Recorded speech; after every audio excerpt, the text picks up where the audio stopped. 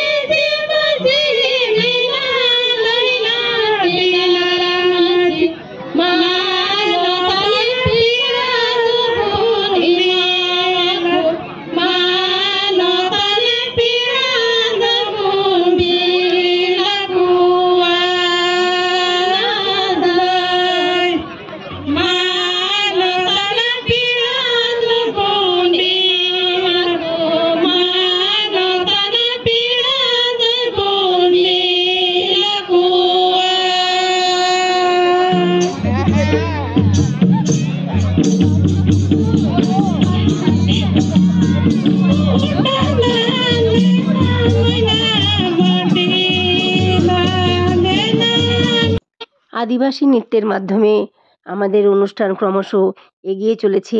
মধ্যে খাওয়া দাওয়া হয়ে গেছে, টিফিন। এরপরে মিলেরও ব্যবস্থা আছে বাচ্চাদের জন্য, এবং শিক্ষক শিক্ষিকা গার্জেন সকলকার জন্য খাবারের ব্যবস্থাপনা আছে। এবার খেলাধুলা ক্রমশ আমাদের এগিয়ে চলেছে। খেলাধুলা শেষ হলে তারপরে আমাদের আবার বাড়ি ফেরার পালা আছে। সঙ্গে থাকুন আর দেখতে থাকুন। ভালো লাগলে অবশ্যই একটা লাইক কমেন্ট করে দেবেন।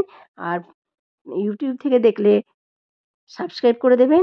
আর যদি ফেসবুক থেকে দেখেন অবশ্যই একটা লাইক আর কমেন্ট করে দেবেন। সকলে ভালো থাকবেন, সুন্দর থাকবেন, সুস্থ থাকবেন। শৃঙ্খলভাবে গড়ে তুলতে পারতেন। আপনাদেরকে অনুরোধ করছি একটু মাঠের বাইরে চলে আসুন, মশাল প্রজ্বলন শুরু হোক। কেবলমাত্র বিভিন্ন যে 4টে অঞ্চল রয়েছে সেই অঞ্চল সেক্রেটারিরা তাদের শিশুদের লাইনের সামনে দাঁড়িয়ে থাকুন। মশাল দৌড়ের সাথে সাথে মশাল প্রজ্বলন হলো, শঙ্খধ্বনিতে, হুলধ্বনিতে এবং করতালের মধ্য দিয়ে মশাল প্রজ্বলন হলো। প্রজ্বলিত মশাল নিয়ে পুরো মাঠ পরিক্রমা করছে সোমনাথ কোনায়। সোমনাথ কোনায় মশাল হাতে দৌড়ে চলেছে, মশাল হাতে দৌড়ে চলেছে সোমনাথ কোনায়। পুরো মাস্টারমশাই এগিয়ে চলেছেন হরিদাসপুর অঞ্চল, এদের সাথে যোগদান করছে। আমরা নতুন যৌবনের দূত, আমরা চঞ্চল, আমরা অদ্ভুত। এই গানের সঙ্গে চলছে আমাদের সমস্ত শিশুদেরকে নিয়ে, শিক্ষকদেরকে নিয়ে মাঠ পরিক্রমা। আমরা নতুন যৌবনের দূত, আমরা চঞ্চল, আমরা অদ্ভুত, আমরা নূতন যৌবনের দূত, আমরা নূতন যৌবনের। স্টেটে গিয়ে আমাদের সার্কেলের নাম উজ্জ্বল করবে এই কামনা করছি।